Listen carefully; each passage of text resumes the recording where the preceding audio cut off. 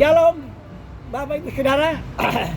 Saya masih kita dalam program Jalan Pagi. Saya sempatkan untuk sharing tentang studi kristalisasi ini.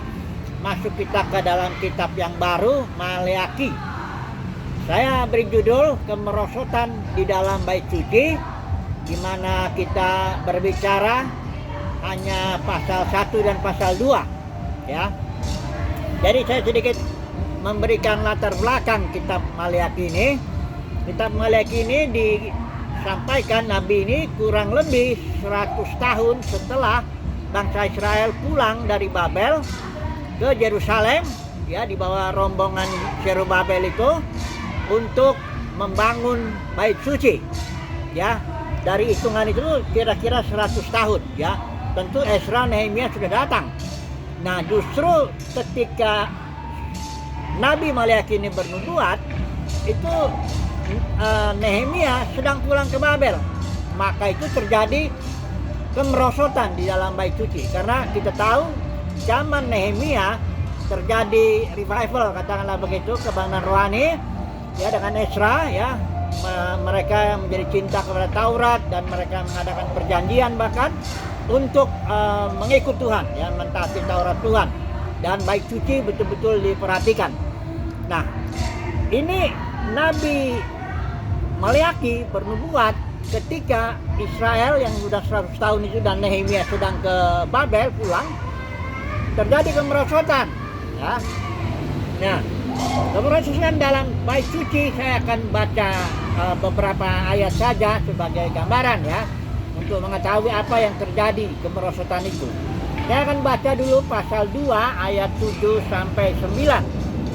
Maaf saudara, ya, suara ini agak ribut, tapi mudah-mudahan suara saya bisa terdengar dengan baik.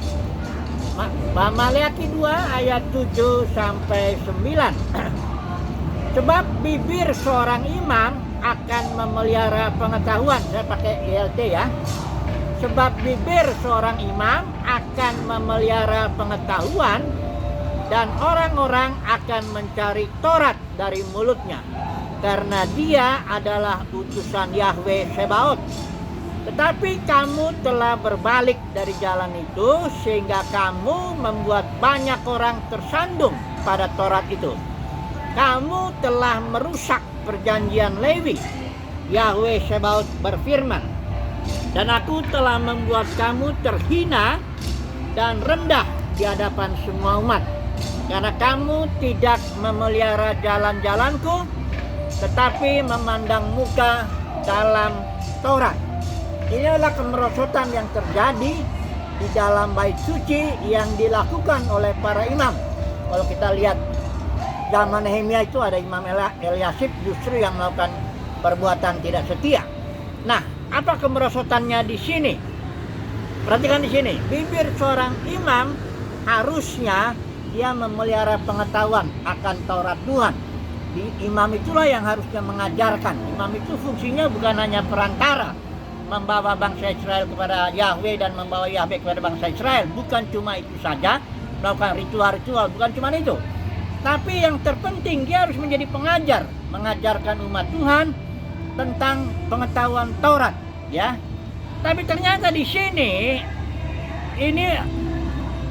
imam ini dikatakan dia tidak memelihara jalan-jalan Tuhan, tapi memandang muka dalam pengajaran Tauratnya itu. Artinya memandang muka. Kalau orang kaya barangkali dia akan ngomongnya begini, kalau orang miskin ya begini.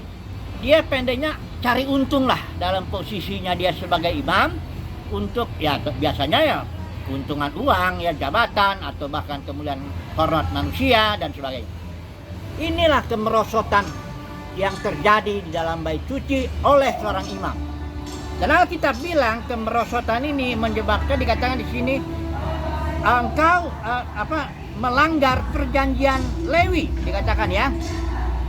Di ayat yang ke-8 bagian bawah, kamu telah merusak perjanjian Lewi. Apa ini perjanjian Lewi?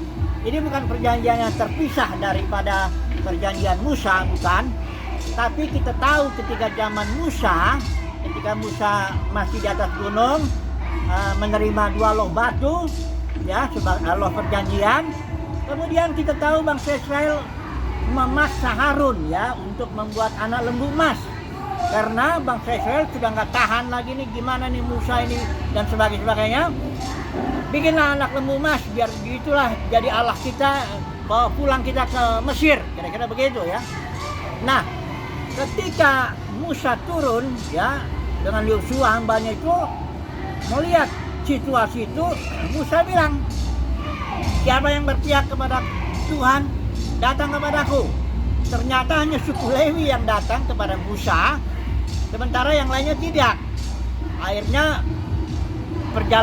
bergerak dalam perjalanan, maka keimaman itu jatuh kepada dipilih Tuhan suku Lewi. Tadinya kalau saudara lihat dalam Keluaran 19:20, keimaman itu sebenarnya untuk seluruh suku bangsa Israel. Karena bangsa Israel dijanjikan ada 3 hal. Engkau akan menjadi bangsa yang kudus, engkau akan menjadi umat kesayangan Tuhan, engkau akan menjadi kerajaan imam. Artinya raja-raja dan imam-imam. Ya, artinya membawa bangsa-bangsa lain kepada Yahweh dan membawa Yahweh kepada bangsa-bangsa lain. Seluruh suku Israel direncanakannya begitu. Tetapi ketika peristiwa anak lembu emas, jatuhlah bangsa Israel, sehingga bangsa Israel sendiri perlu ada seorang imam. Nah, imam inilah jatuh kepada suku Lewi. Itulah yang dimaksud perjanjian Lewi ya. Bukan perjanjian itu terpisah dengan perjanjian Musa, bukan begitu.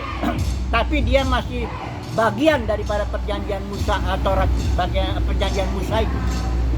Nah, dengan perilaku para imam yang cari untung dalam pelayanan, yang cari uang jabatan atau semuanya itu, dia merusak perjanjian Lewi. Karena Tuhan sudah janji kepada suku Lewi, aku pilih engkau supaya engkau sebagai seorang imam ya, imaman ya, memperantarai ya, supaya aku memberkati bangsa Israel melalui engkau. Kira-kira begitu ya. Baik, inilah kemerosotan. Ada lain kemerosotan tentu mengenai perceraian, mengenai masalah sosial ya, karena Yahweh itu dia bukan hanya fokus kepada kemerosotan dalam bait suci, tapi juga kemerosotan dalam kehidupan sosial, terutama yang anak yatim, janda kalau ditindas. Nah, itu sangat diperhatikan oleh Yahweh ya. Jadi kalau di dalam gereja saat ini ada yang tertindas, itu dosa yang tidak mungkin diloloskan itu oleh Yahweh ya. Baik, sekarang kita langsung aja terapkan dalam situasi kita lah, karena kita sekarang tema kita ini kan mengenai kemerosotan dalam bait suci. Itu kan konteks perjanjian lama. Bait sucinya itu adalah gedung ya, kita tahu ya. Tapi bait sucinya kan gedung. Dan kalau sekarang ya lain, bukan gedung ya. Bait suci, kalau kita aplikasikan sekarang, bait sucinya itu adalah orang, gereja. Nah, jadi kita dalam mengaplikasikan ini kita harus memperhatikan konteks perjanjian. Konteks ini sangat penting sekali ya. Banyak orang mencomot ayat-ayat terutama hukum persepuluhan lah, buah sulung lah, langsung diterapkan ke dalam konteks perjanjian yang baru ini. Dengan bahkan dimainkan sedikit, semuanya dijadikan uang. Persepuluhan jadi uang, buah sulung jadi uang. Padahal di sini dalam konteks perjanjian lama, persepuluhan itu hanya hasil ternak, hasil tani dan sebagainya. Buah sulung itu pun begitu. Nah ini karena nggak ngerti konteks. Saudaraku, saya sedikit dulu bicara konteks. Kon itu, istilah konteks itu dari 2 bahasa Latin ya. Kon itu artinya bersama, teks itu textus, terjalin. Jadi terjalin bersama konteks itu. Jadi artinya kalau diterapkan dalam literatur, konteks itu artinya ada jalinan pikiran bersama ya.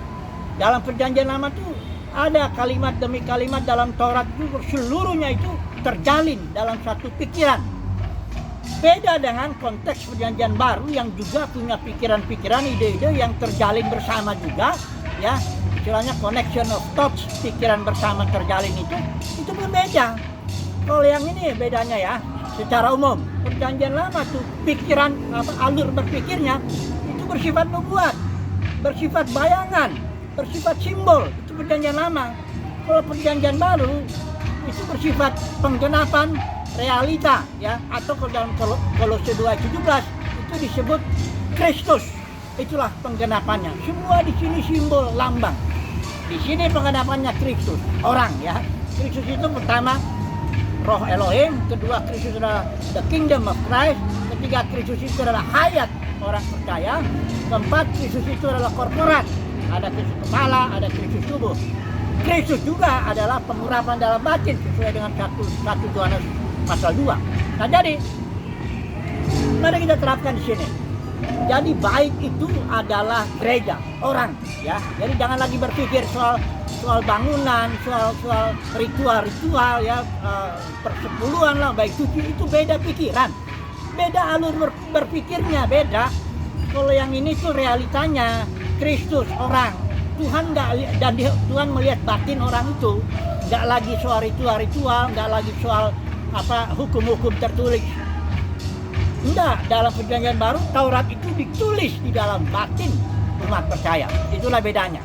Ya, jadi kalau masih juga nggak ngerti ini, ya udahlah. Ya itu karena misalnya orang masih ngajar persepuluhan itu uang katanya. Udahlah. Ya dasar memang udah itu istilahnya imam itu mau cari untung dari pelayanan. Kalau masih ada orang bicara buah sulung katanya uang. Padahal surat Yakobus sudah jelas bilang buah sulung itu adalah orang yang lebih dulu dipilih Tuhan. Tapi kalau ada orang juga bilang uang, ya sudahlah, memang kau udah memang bukan hamba Tuhan itu buat saya ya, itu sudah hamba mamon. Kalau orang sudah alur berpikirnya ini sudah dicomot sembarangan gitu, di alur berpikir realita ini Kristus ini dibilang uang di sini sudah jelas itu hamba mamon. Cuma saat ini ya, kan penghakiman Tuhan belum datang atas umatnya. Jadi kita tunggu aja lah ya. Bagaimana nanti ketika Tuhan Yesus datang, penghakiman itu terjadi. Gereja lebih dulu dihakimi. Nah, gereja pun merosot, Bapak Ibu Saudara. Saya nggak usah baca-baca lagi ayatnya lah ya. Kisah Rasul 20, itu jelas itu dikatakan Paulus bilang pasal 2, Kisah Rasul 20 ayat 28 sampai 30. Paulus bilang, setelah kepergianku ini kepada para penatua, dia bicaranya, karena gereja itu dipimpin oleh para penatua. Setelah kepergianku aku tahu, kata Paulus ya, akan datang serigala ganas. Saudara bisa baca Kisah Rasul 20 ayat 28 sampai 30. Akan ada serigala ganas akan menyerang kalian. Sehingga dari antara kalian para penatua itu ada beberapa orang yang dengan ajaran palsu. Nah, ini salah satu ya, persepuluhan dijadikan uang di dalam konteks. Ini palsu itu sudah tahu ya, ada aslinya. Itulah aslinya palsu. Persepuluhan itu aslinya dalam konteks perjanjian lama, alur berpikir perjanjian lama. Hasil tani ya, dipalsukan ke dalam konteks perjanjian baru, jadi uang. Demikian juga buah sulung, aslinya ada itu. Aslinya itu adalah yang lebih dulu matang kalau hasil tani itu ya. Dipalsukan menjadi uang. Nah ini ya, ada yang kalau Pak Niko ini saya ngomong langsung aja karena sudah tahu semua. Ini Pak Niko ajarin seluruh gaji bulan Januari harus store ke denominasinya. Ya, itulah dia buah sulung katanya. Muliakanlah Tuhan dengan hartamu kan. Padahal alur berpikirnya itu beda ya. Inilah palsu itu ya, karena ada aslinya.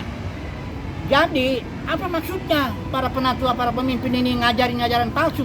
Maksudnya disuruh baca Kisah Rasul 20, menarik murid-murid kepada dirinya sendiri. Untuk apa? Untuk bangun kerajaan sendiri. Itulah dia denominasi. Gereja merosot dari denominasi karena para pemimpinnya dengan ajaran palsu tarik murid-murid kepada dirinya. Nanti sebagian dari denominasi ini gereja jadi pecah menjadi puluhan ribu aliran.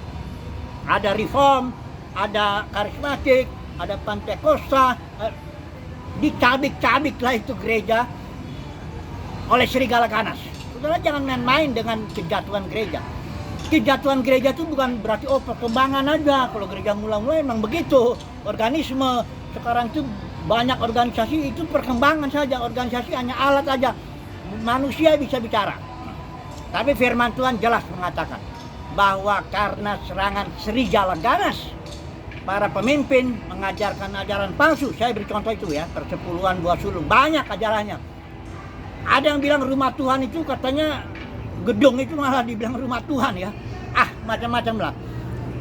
Jadi kemerosotan gereja atau kejatuhan bait suci itu jelas dimulai oleh para imamnya, nggak mungkin oleh umatnya. Enggak, umatnya itu hanya korban aja. Ya, tapi umatnya ada ikut. Ya, sebagian umat Tuhan ikut reform, sebagian umat Tuhan ikut Pentakosta, sebagian umat Tuhan ikut karismatik, itu macam-macam. Presbyterian, macam-macam lah. Ya, itu korban. Ya, sebenarnya nggak begitu. Paulus kan menasihati kalau ada orang bilang aku golongan Paulus, aku golongan Apolos, kalian ini perpecahan itu keinginan daging itu, dan sebagainya. Oke lah. Kesimpulannya apa? Ambil kesimpulannya aja lah dulu lah. Kesimpulannya, kemerosotan bait suci di dalam konteks perjanjian lama disebabkan para imam yang merusak perjanjian Lewi dan mengajarkan Taurat dengan cara pandang muka, cari untung. Itu.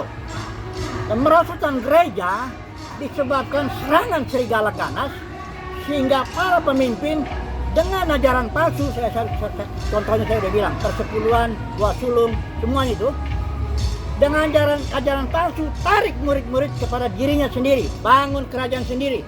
Itulah dia kemerosotan, ya. Jadi apakah Tuhan akan berdiam diri? Tidak. Ketika Tuhan datang, dia akan menghakimi umatnya. Haleluya, amin.